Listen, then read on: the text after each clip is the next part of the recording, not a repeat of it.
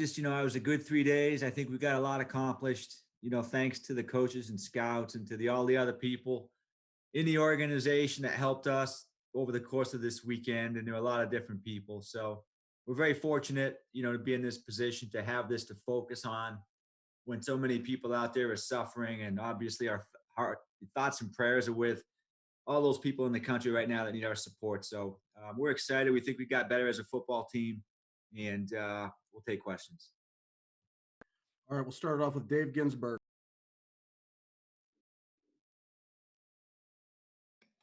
Can you hear me now? Yeah. Okay, good. Eric, you addressed it earlier, but it seems like you pretty much filled every hole you were looking for, with the possible exception of an edge rusher. When you look back, do you think you got pretty much everything you were looking for out of this draft? Well, we did the best we could. We tried to draft the best players that checked off the most boxes that could help us right away and also long term. So you're never really gonna. I mean, I suppose you could, but in most cases, you're always gonna have a hole that kind of stays open. But we'll continue to try and fill those holes. And that's the thing about this that I've learned, and I think Coach and Joe would feel the same way. Things always pop up, so you're always going to have needs. They change daily in this business, and you just have to try and adjust on the fly, and we will do that to the best of our abilities. Jeff Zrebeck. Eric, something you said last night that I probably should have followed up on. You talked about how you guys really looked at adding guys from big accomplished programs. Is that have anything to do with the fact the climate currently and the fact that the off-season workout program and the rookies might not get as much exposure to your program until training camp? No, I don't think so. I think we want winners. We want guys that are mature, that they're fully developed as in terms of preparation and work ethic and approach and discipline. And I think at some of the big schools, you get guys that they come in and the process is close to being the same, and the adjustment is not quite as severe as it could be. And I just think that and then playing in big games, whatever level of football it really is, playing in big games matters. I think that preparation and all that goes into it. So, I think, we like guys that play in successful programs, and, good competition is always something that we're going to look for. And that's really it. Jameson. Eric, you said before the draft you wanted to make this offense as close to undefendable as possible. How close do you feel you have done that after this, in looking at the picks you made? Jameson, I think we got a lot of work to do. Obviously, I mean, here we are in April, and everything is so different. We've started, the off-season program, but we got a lot of work to do, and that's we all have to get better, all of us in the organization and what we do, coaching and scouting and everybody. So, we're gonna just keep adding players and tweaking things and trying to scout better and coach better, and our players have to develop quickly and get stronger and bigger, and all that stuff just factors in. And I hope that when we start playing games in September, I know that Coach will have the best team on the field. Jonas. For John, you guys obviously picked a lot of really accomplished slot receivers today. I know you mentioned that Duvernay has some experience and potential out wide, but with what Marquise showed you guys in the slot last year, with how well you used Mark Andrews there in the slot, how do you see that shaking up, and maybe some flexibility with guys moving in and out of those reduced splits? Well, if you as watching us, and I think your question, you're kind of alluding to it. It's not really defined in traditional ways. We don't just have an X and a Z and an S and a Y or U and H. I mean, we play all the guys in different spots, same as we do on defense. Offensively, we have the same philosophy. I mean, we're really tied together that way. It's thought through. We have a plan for that, and Greg and David Culley and then James and all the guys on offense do a great job of teaching the guys all the different spots, all the different routes, and we like to move guys around. So really, I don't think we really have a slot player or an outside player. You'll see those guys playing all the different spots and different times, and then we try to put them in position to do the things they do well. I mean, the things you see Willie Snead doing are the things that we think he does best, and he's a very versatile player, for instance, and we'll try to do that with all the guys we have. So, where Devin can go outside, James Proche's been outside too, outside, inside, in motion, running switch routes out of the backfield. These are all things that we plan on doing with all of our guys, and we do want versatile players like Eric talked about. We did a great job of getting guys like that, I think, today. Garrett? Yes. This question's for Eric. Just can you talk about what went into the trade? Obviously, you go up and get James Proche, but what ways you want to go and do that? Well, there's a lot of things about James that we liked. I saw him at the Senior Bowl, and he's a crafty guy. He's good inside. He's got excellent hands. I think he's competitive with the football. I like the way that he practiced. I watched him catch punts that week down in Mobile, and I was really impressed by how he judged the ball and secured the catch. He's a guy that gets upfield quickly with the football in his hands as a punt returner, and that's an important position. It's hard to find those kind of guys that have that special skill set. He's got a good mentality. He's been highly productive at the college level, and I think he fits our team very well. Pete Gilbert? Hey there. Yeah, Eric, I'm curious, the front seven, considering the rush yards allowed a year ago, how big a priority was that going in? And did the board fall the way you wanted to address that? Or did you really kind of go out of your way to say, we need to make sure that we address that? Well, we lost some guys in the front seven this offseason, and we always want to continue to be as strong up front as we can. And that's something that, since Coach Harbaugh has been the head coach in 2008, he has stressed that we are as strong as we can be on the offensive and defensive line. So we try to get guys every single year in the draft on both sides of the ball. I know sometimes our fans don't think that's maybe sexy, but we do. And we want to be as strong up front as we can. So you're going to see us do that every single draft. It's important to us to control the line of scrimmage and be a physical football team. Mink? Yes, questions for Coach. Can you share the general scouting report that you got from your brother on Ben? Yeah, I could read the text my dad gave me too. I remember it started out with, "You're going to love this guy." Jim said the same thing. I mean, leader by example and vocal, no nonsense, all football all the time, really motivated, very competitive guy. I just saw the story about his mom doing the dog shows on TV. Yeah, I didn't know that one. That was a new one. Our scouts probably knew it, but I didn't know it. He's got a photographic memory too. Did you know that? So really smart guy. They said he's everything you want in a football player and a person. So that I think that went a long way. And Eric, I think those are the kind of Eric DeCosta likes to draft. Smart, tough guys that are going to come to the building and be all in all the time, and they're our kind of guy. Aaron Kazanets? Hey guys, I guess this one is for Joe. I'm curious with Gino Stone.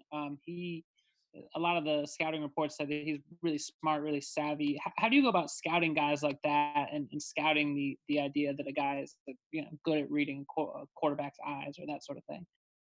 Yeah, well, I think it's just when you watch the film, you watch him back there, and they use him as like the field safety, so he's down, rolled down and underneath coverage, and they're also playing him on the hash.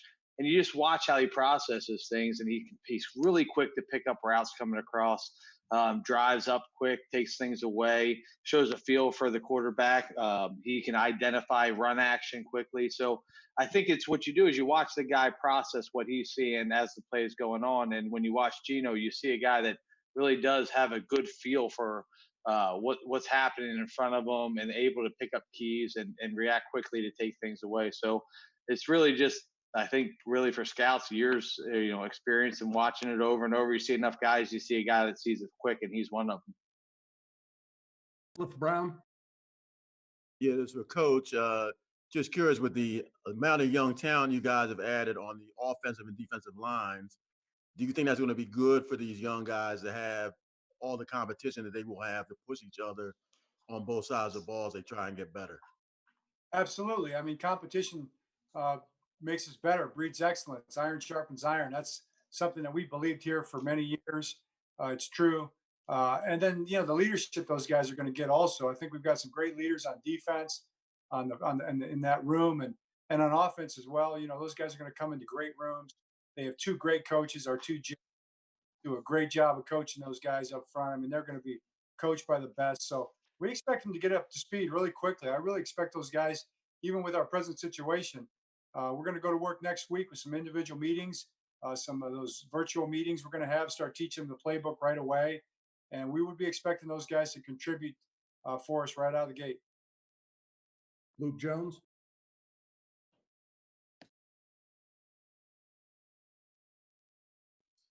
Luke, you there? I'm here. Understanding how hectic the rookie free agent signing period can be right after the draft, with these current environment, how hectic is it, and how much have you had to prepare from a logistical standpoint compared to, you know, the normal post-draft activity? Go ahead, Joe. Well, you know, in terms of post-draft free agency, it's all about communication, and I think Mark Acevedo has worked great with all of us. He's gotten everyone involved, coaches, Nick Matteo, Pat Moriarty, George. There's been constant dialogue and build up for what's about to happen. We're organized, we're ready to go, and the main thing is in free agency, everything's done via communication and phone calls to the agents, phone calls to the players. And our guys have been doing that throughout the process leading up to this. And once this draft ends, we're gonna get rolling on it and knock it out hopefully quick. And you know, the technology we have with Zoom and WebEx, we're able to, you know, communicate to each other through that. So I expect it to go off without much of a hitch. John Stepner.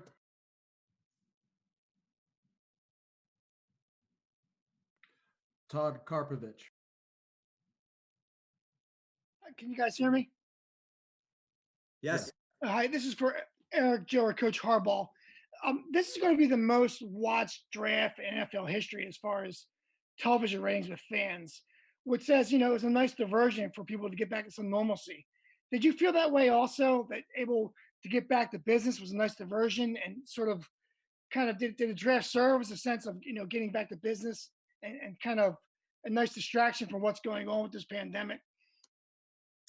Yeah, I mean, I could say, I mean, we haven't taken a break really, so it's been a great distraction in a lot of different ways. It's been nice to have something to focus on.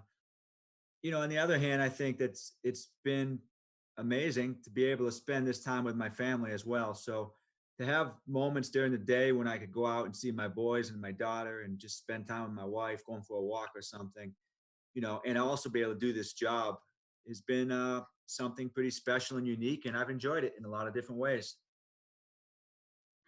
Andrew Gillis. Yeah, this is for any three of you guys. I'm curious with Proche and Duvernay's evaluations, you know, how much did their ability as returners kind of factor in where you guys picked them and how interested you were in them? Go ahead, Joe. All right, sorry, I was on mute. You know, I think with you know, James certainly has more return, you know, history in terms of punt return. So that definitely factored in. When you look at him, he's very, very good at getting back there, judging it, catching it. And then Devin offers a little kick return value. But I think really when you watch them as players, that's kind of the whole total package. When you watch the players, you got to evaluate everything. And as receivers, first and foremost, the one thing they both do is catch the ball, and I mean catch it. Like between the two of them, there are very few drops in the state of Texas between the two of those two. So that's what's most impressive about them. Obviously, they bring a different skill set, each of them, but together, I think they can really help this offense and certainly help our teams. Jimena.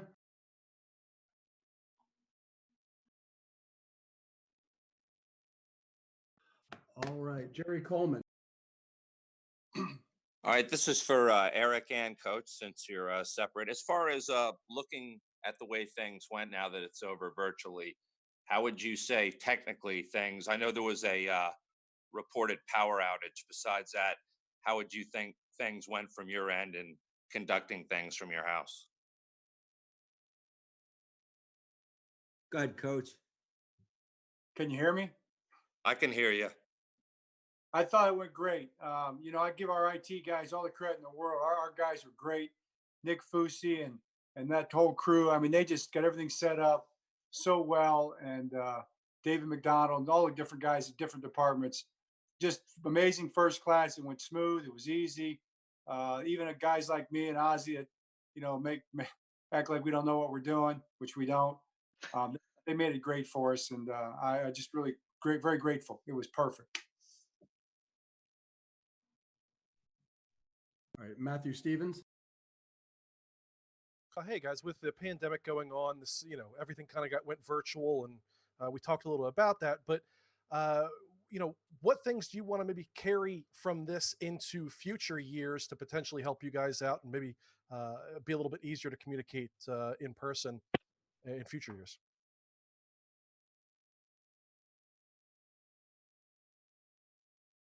I really haven't thought about it. I guess I don't have a good answer for that. I haven't really. Maybe Joe or Eric would have a better answer than I would for that. Well, I mean, I think one thing about this draft, I think we were forced to really watch a lot of tape and not necessarily get as much information like workouts, pro days, things like that. Interviews were limited this year. Face-to-face time was limited this year. So I've said it a couple times, this is like an old school throwback draft, when we used to just watch hours worth of tape and get guys lined up and draft players and just look for the special qualities about them as players. So, I think sometimes you can get so much information that maybe you overanalyze a little bit. And so from that standpoint, it was really easy to get prepared for this draft because we just sat in front of our machines and just watched as much tape as we could. And there's kind of a beauty to that whole process, I think. Amanda? Eric, what led to the trade today? Well, I wanted some more picks. I wanted another pick. And, we felt like we were dealing from a position of strength next year because of the trade we made earlier this offseason. And we anticipate a couple comp picks. So, in looking at it, I wasn't sure that James Proche was going to be there for us in the 7th round. I really didn't want to wait anymore. There were a couple different players that we liked that we thought would be good picks. And I really wanted 2 picks, not 1 pick. So it made sense for us to jump back into the 6th round and get James. Paul Smoko. Hey, John, this is for you. And it's kind of piggybacking, I think, off what Luke said. Normally you would have rookie mini camp next week. You'd have rookie tryout guys come in. You'd have all this stuff in the building. And now none of that happens. And I'm curious, what do you most hope to accomplish with these rookies over the next 2 to 3 to 4 weeks that you won't be able to do now that you're with them? Yeah, great question. It's different, but we're approaching it like it's the same in a sense. We're going to try to do as much as we can. We're allowed to have one-on-one tutorial sessions with the rookies and work on their training also. So our goal will be that they get in the best possible shape that they can. I really believe that we drafted guys that are already doing that and are in great shape. So when they do come in, we don't want them coming in pulling muscles and all that kind of stuff. We think that's an advantage if our guys can stay healthy when we do come back. And then the other advantage is them knowing the playbook inside and out, not just starting when they come back. So we're going to, we're teachers. We want to coach. Our coaches want to coach. We've been developing all these applications remotely of teaching tools and interactive type teaching tools and games and things like that. So we're going to get those guys plugged into that stuff right away, just like we are with the veterans who are going to be starting the program on Monday.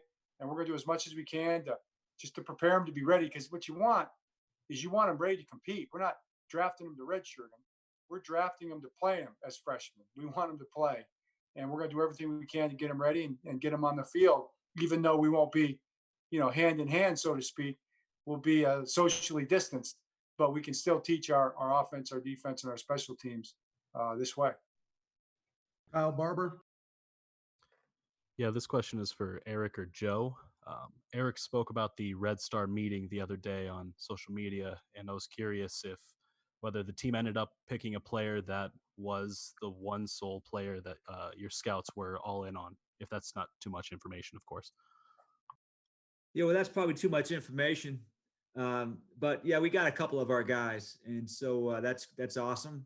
I think we got two or three guys, at least two, I think. I'm not going to give the names. I don't want to offend anybody else. But we did get a few guys, and we think that's great. Kevin Richardson. I'm good. Aditi.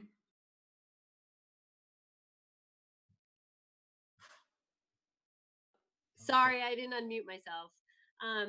Coach Harbaugh, from year 1 to year 2, Lamar Jackson obviously made your offense made a significant jump. If these two receivers can do what they're supposed to do, what will they add to your offense that was missing a year ago?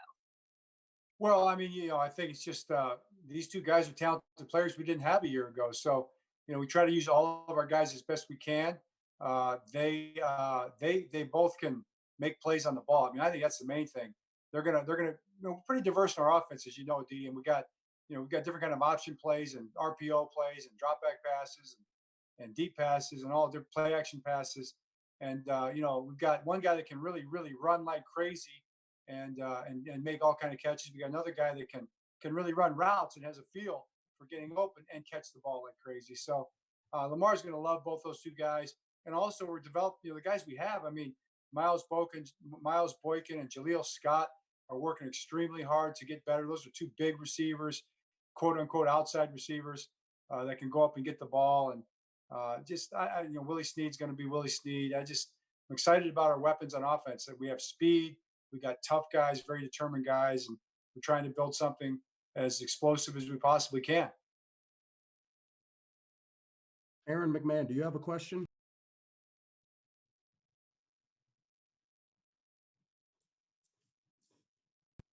All right.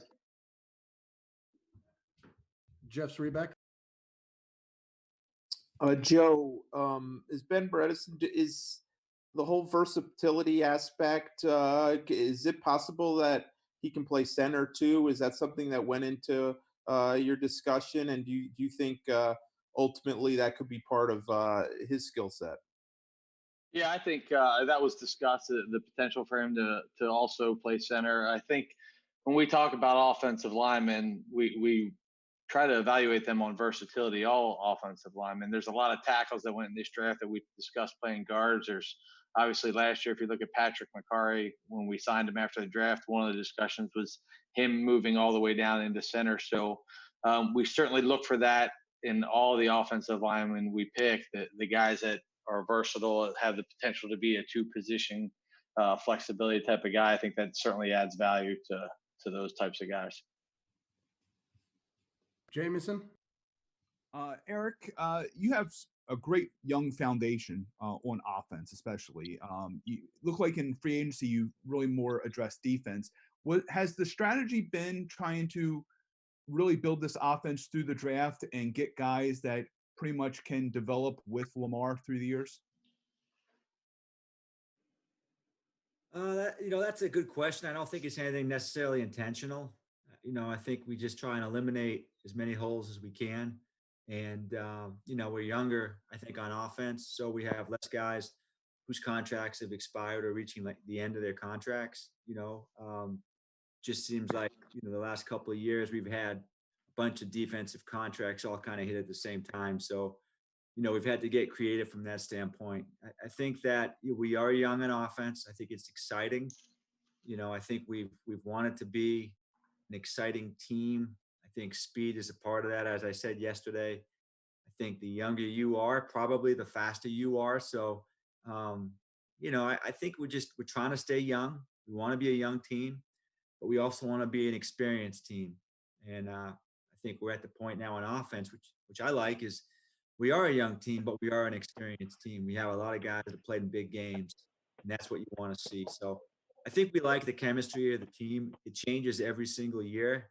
The draft is one means that we have to improve the chemistry along with free agency and different things. And it's an ongoing process. It never ends. And that's one of the things about this job that I think we all find so awesome. Jonas. This is for Joe. I think Broderick Washington played a lot of his snaps last year over a tackle. Was that just a function of Texas Tech system? Do you guys see him more lining up inside as a potential nose tackle? No, I would say he's more of like your 3-5 reps at 1, which is nose. They played him a lot at 6 technique, 5 technique in their scheme. But he's a versatile, just like offensive lineman. We look for some versatility amongst our D line, and he's one of those guys that fits that mold. He lined up anywhere when you watch him on film from right over the center in a 3 tech, as a 5 and 6 technique rushing from the end spot. So I think we love his versatility and his ability to align in multiple spots. I would say he's going to come in as a D tackle though. Okay, guys, we'll end it there. Eric, John, and Joe, we know it's been a long weekend and you still have some work to do. Thank you for your time. To the media corps, thank you guys for your time and your patience, and we'll be in contact with you soon. Thank you.